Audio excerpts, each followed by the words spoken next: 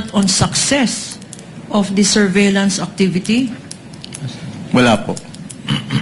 And, sa pagkaalam mo, and based on your evaluation of the provisions of the joint circular, compliance audit ito, compliant ba ito?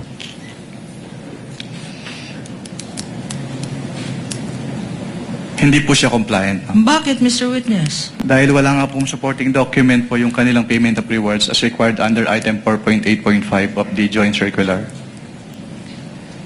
Sinabi mo 4.8 ng joint circular. Ito ba yung pinakita mo sa impeachment court kahapon? Yung 4.8 na yan? Yung provision? Isa po siya sa pinakita kahapon. Okay. Ngayon, magkano naman? Magkano yung item na yan sa third quarter report? For the third quarter po, ang amount ng kanilang payment of rewards ay 35 million pesos. 35 million pesos. Para sa isang quarter lang? Yes, ma'am. Para sa third quarter. Okay. Thank you, Mr. Witness. Punta naman tayo sa next set of documents na sinabit rin ng Office of the Vice President para i-liquidate yung kanyang confidential funds for the first, second, and third quarter. I refer you now, flashed on the screen and being shown to you, are certifications submitted by the Office of the Vice President.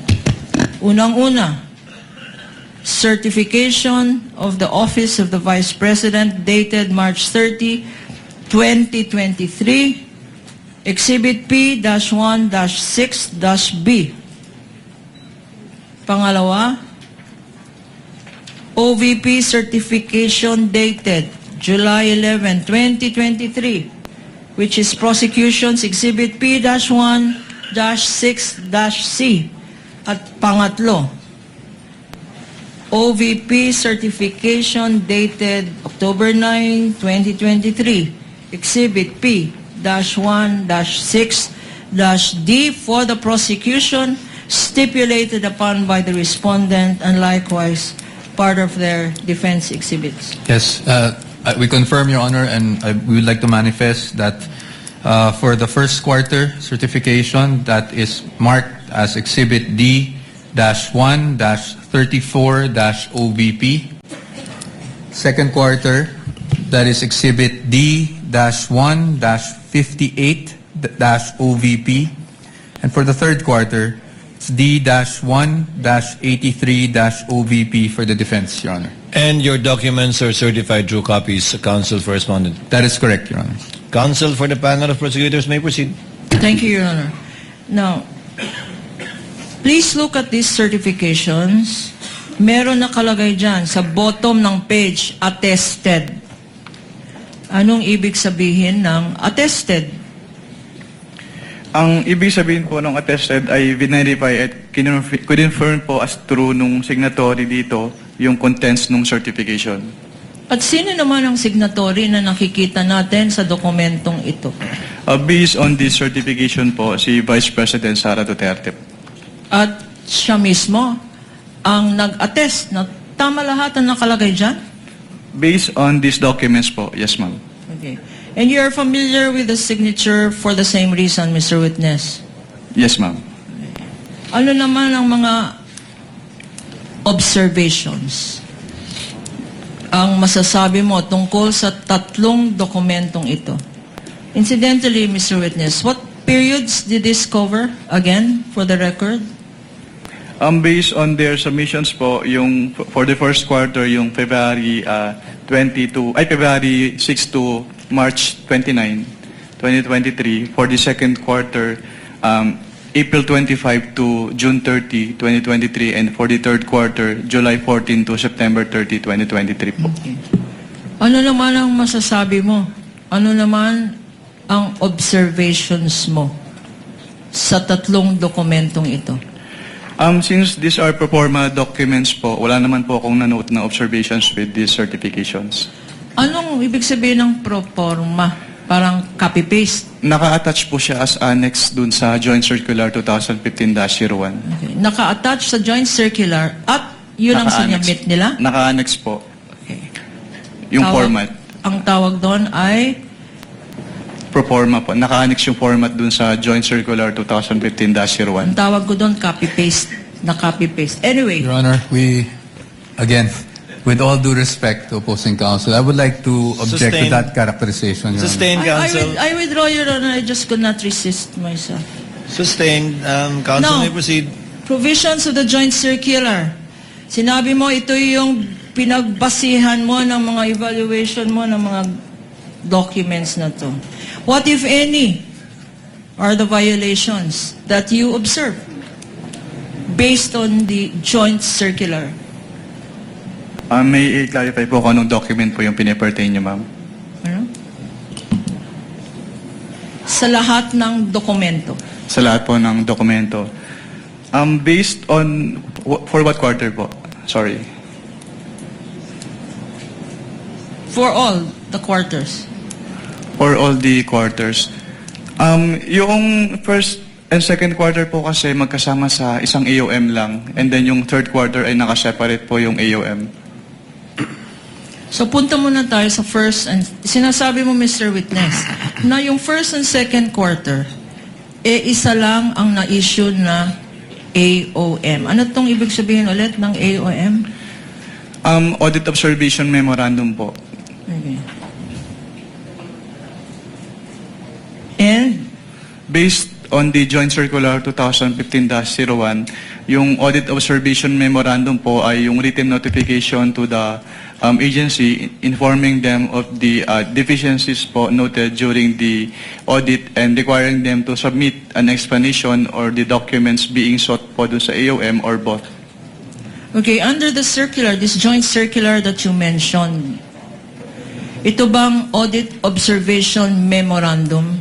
Kailan ini-issue ito?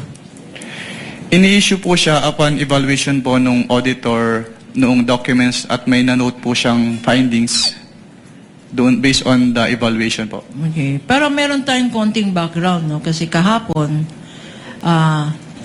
meron ring na-stipulate ang respondent at ang prosecution ng mga notice of suspension at notice of disallowance. For the better appreciation of this honorable court, paki-educate kami. Pakisabi nga anong difference ng AOM, Audit Observation Memorandum, pagkatapos yung notice of suspension, at pagkatapos yung notice of disallowance. Ano ang mga pagkakaiba nitong tatlo? If I am to start po with the definitions po based on the joint circular, katulad po nung na-define ko kanina sa AOM, it is an written notification to the agency concerned of the deficiencies noted during the audit and requiring them to submit an explanation po or the documents being sought or both po. Okay. At ang agency po ay merong 15 days from the receipt of the AOM within which to submit their comments, justifications, or documents po as required Okay. po in the AOM. So pagkatapos ng issuance ng isang Audit Observation Memorandum, ang mga subject ng audit ay binibigyan ng 15 days para mag-submit ng mga dokumento. Based po dun sa rules and regulations on settlement of accounts po ng COA. Yes, ma'am. Paano pag may sinubmit na dokumento at hindi pa rin sapat or tama or insufficient or may discrepancy? Anong nangyayari? Kapag may sinumit po na document at based on the evaluation of the auditor, hindi pa rin po sapat yung document na yon, then that is the time po na mag-i-issue na po ng notice of suspension. At Anong definition ng notice of suspension sa joint circular? under the joint circular po, yung notice of suspension is a written notification to the agency head and the accountant informing them of the temporary disallowance po nung disbursement sa audit because it appears that the disbursement is irregular, illegal, or improper and requiring them to submit their justifications or the documents po being sought in the AOM or both. Sinabi mo, Mr. Witness, para maintindihan natin, no? Ito ay temporary. Okay. Yes, ma'am. Based on findings na irregular. Ano ba irregular? Ano ibig sabihin Irregular. ng irregular? Based on COA circulars po, ang irregular disbursement ay yung mga disbursement na hindi umaayon o hindi nagko-comply dun sa requirements ng mga COA issuances. Okay. Sa Pilipino, ang tawag dito ay irregular pa rin. Tama? Itong illegal. Anong ibig sabihin ng illegal? Kapag sinabi pong illegal, yung disbursement po ay hindi nagko-comply dun sa applicable laws. At kung sinabi mong improper, Kapag improper naman po, ang ibig sabihin, yung expenses ay either unnecessary, excessive, extravagant, or unconscionable po. so pag nagbigay kayo ng notice of suspension, ito ay nagpapahayag. This means, ang significance nito ay na-observe ninyo, ikaw, sa audit findings mo, na ito ay irregular, illegal, or improper. Leading, Your Honor. Objection. Kindly reform, Counsel. I will go to the next question. Pag hindi na-comply ang notice of suspension, what action, if any, is taken by your office? Kapag hindi po na-comply yung notice of suspension, then that is the time po na mag-i-issue na kami ng notice of disallowance. Ano naman itong notice of disallowance? Based on the joint circular po, yung notice of disallowance ay yung written notification to the agency head or the accountant informing them of the disallowance nung disbursement and requiring them to restitute the amount po nung disbursement because yung disbursement ay illegal, improper, or irregular. So, Mr. Witness, whether tinatawag mo ito AOM or Audit Observation Memorandum, or whether notice of suspension, or whether notice of disallowance, in these three stages, nabibigyan ng opportunity ang ino-audit na agency para mag-comply? Yun po ba ang ibig sabihin ng explanation mo? Kapag sa AOM po, tsaka notice of suspension, yes, binibigyan po silang ng opportunity para mag-comply. Pero kapag ND na po kasi, pag notice of disallowance, ang tangi remedy na lang nila is to settle the amount or to appeal with the commission proper. Okay.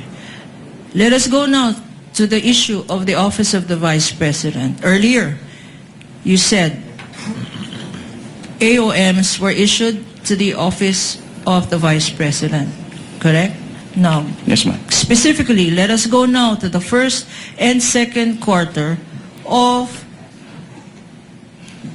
2023, showing to you, and if shown to you, and flashed on the screen, would you be able to identify the same?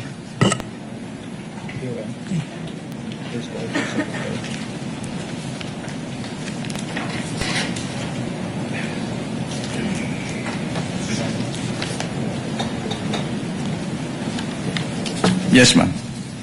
Your Honor, please, for purposes of identification, this again is a stipulated common exhibit. This AOM, dated February 1, 2024, corresponding to the first and second quarters, have been identified as Exhibit P-1-12-E for the prosecution. Thank you, Your Honor. In the part of the defense, this was pre-marked as D-1-105-OVP for the information of the Honorable Court. Noted. Attorney Kapunan, may proceed. Please look at this AOM and refresh your memory. What, Mr. Witness, did you observe from this AOM?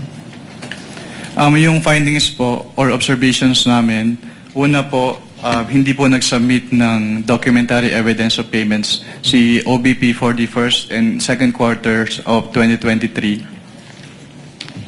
Pangalawa po, based on their accomplishment report, meron kasing nakalagay as payment of rewards pero wala pong sinubmit si OBP na any document evidencing the success po, which is in violation of the item 4.8.5 of the joint circular.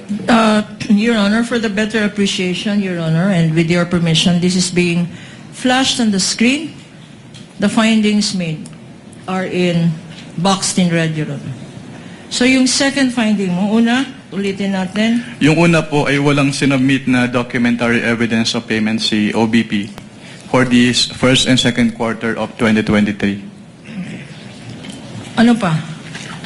Pangalawa po, dahil may line item for the payment of rewards sa kanilang accomplishment report, wala po silang sinubmit na any document evidencing the success of the information gathering or surveillance activities on account of the information given by the informer in violation po ng item 4.8.5 of the joint circular. Meron mga, before you go to your next observation, Mr. Witness, merong mga amounts stated dyan. For the record, can you read these amounts and what periods they correspond to in terms of payment of rewards? Based on this AOM po, yung 15 million pesos ay binayad as payment of reward noong February 6 to March 29, 2023. At yung 12 million pesos naman po ay binayad as reward noong April 25 to June 30, 2023. And nakalagay dito, non-compliant with item 4.8.5.b of the joint circular. Why is this non-compliant based on your submissions in your AOM? Yung item 4.8.5.b po kasi, yun yung documentary evidence o yung document evidencing the success of the information gathering or surveillance activities. Pero since wala po silang sinubmit na document na yun, hindi po nag-comply yung kanilang payment of rewards dun sa requirements ng joint circular. Para maintindihan natin, kasi medyo technical to, no? Ano yung evidence of success? Ano ang kino-consider ng office mo na evidence of success? Actually, based dun po sa joint circular, walang any specific document na na-mention. Pero kasi ang tinitingnan po namin is dapat merong causal link yung surveillance activity, yung successful surveillance activity or information gathering at saka yung information given by the informer. Hindi ba confidential itong information na rini-require niya? Confidential ba to? Yung tinatawag mo na causal. Cause at saka effect. Yes, ma'am. Hindi ba yan? Is that confidential information? Since yun po yung requirement ng joint circular, kailangan po nilang i-comply po. Necessary ba ang... Ano ang... No, I will reform. Next question, Mr. Witness. There is a box here in paragraph 3. What is this all about? What box po? The Sa one being report? shown? Ano ang nakalagay dito? Nakalagay sa paragraph 3 that the amount with reference to medicine and food aid. Please look at your notes and tell us the significance of these findings. Ang nakalagay po dito sa number 3 na merong items for the provision of medical and food aid at payment of incentives for traveling relative to the confidential operations ng agency doon sa kanilang first and second quarter accomplishment reports. Okay. Meron mga amounts indicated dito. Pakibasa. Yes, ma'am. For the accomplishment report for the period February 6 to March 29, 2023, Magkano ito? sa provision of medical and food aid po, ang nagastos nila ay 42 million pesos. Tapos sa accomplishment report for the April 25 to June 30, 2023, yung nagastos po nila for the provision of medical and food aid ay 40 million pesos po. So, ang total nito, Mr. Witness, para sa period na to ay 42 million plus 40 million. Yes, ma'am. 82 million, Mr. Witness. Based on their submission po, yes, ma'am. 82. And based on their submissions, did they also attach to their submissions any documents showing or proving payments for medical supplies or food supplies? Wala po. Again, meron pang ibang figures dito, pakibasa, and what are they for?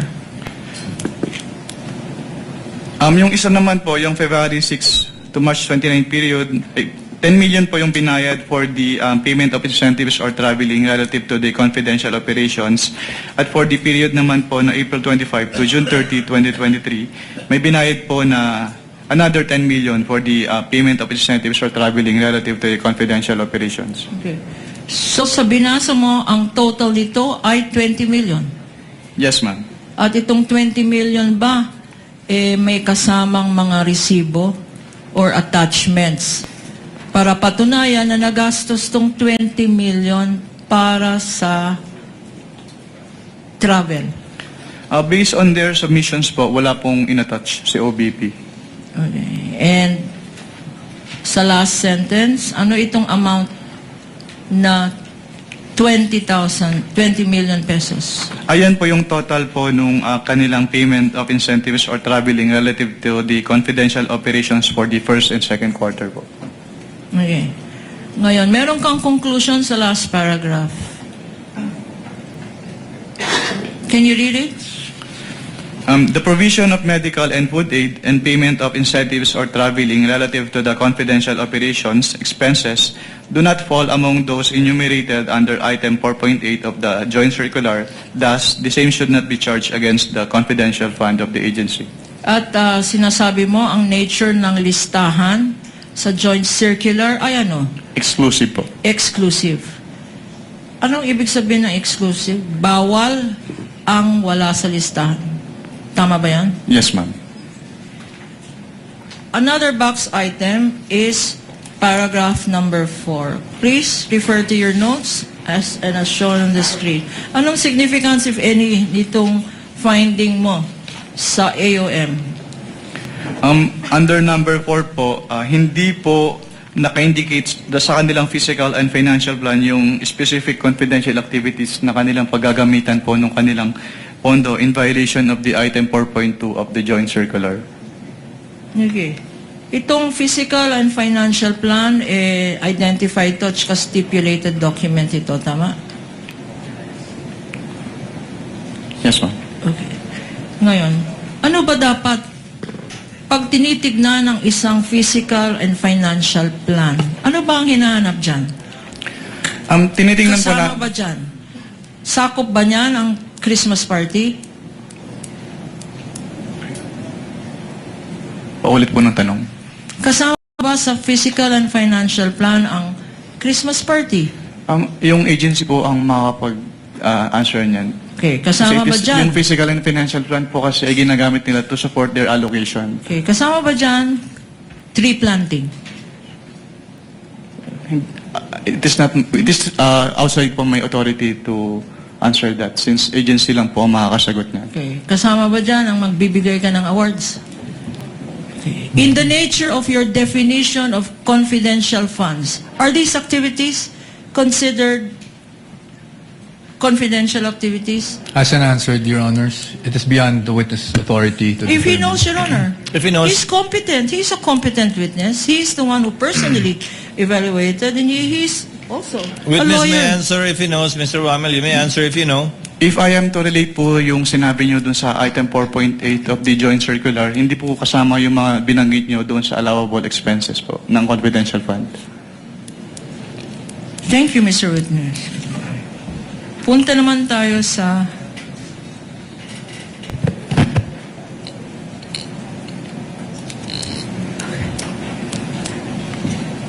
itong AOM, Audit Observation Memorandum. Ang exhibit number ay, for the record, P-1-12-E. Mr. Counsel for the respondent, this is a common exhibit. Already stipulated and the counterpart exhibit marking by the respondent was already given for the record. After receiving...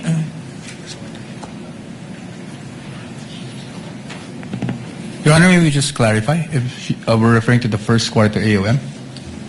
She's referring to the first and second respondent's D-1-105-OVP. Thank you, Your Honor. Your Honor, for clarity's sake, the first and second quarters are covered by only one audit observation memorandum, which this witness just testified on. Yes, counsel. We The counsel for respondent confirms that. The presiding officer confirms that as well.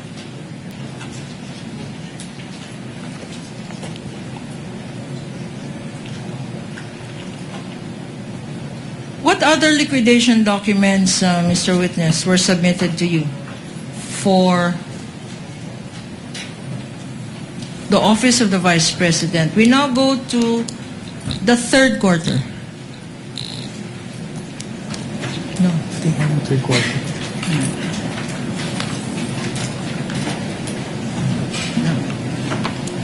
The findings on liquidation.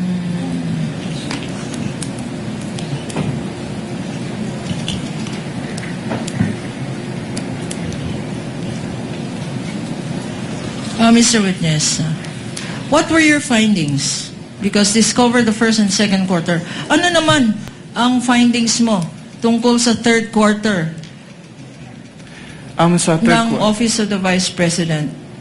Sa third quarter po ng third quarter cash advance and liquidation po ng Office of the Vice President, ang naging findings po doon ay una, hindi nag-submit si Office of the Vice President ng kanilang documentary evidence of payments para sa kanilang third quarter liquidation, which is violation po nung item 4.12 of the Joint Circular.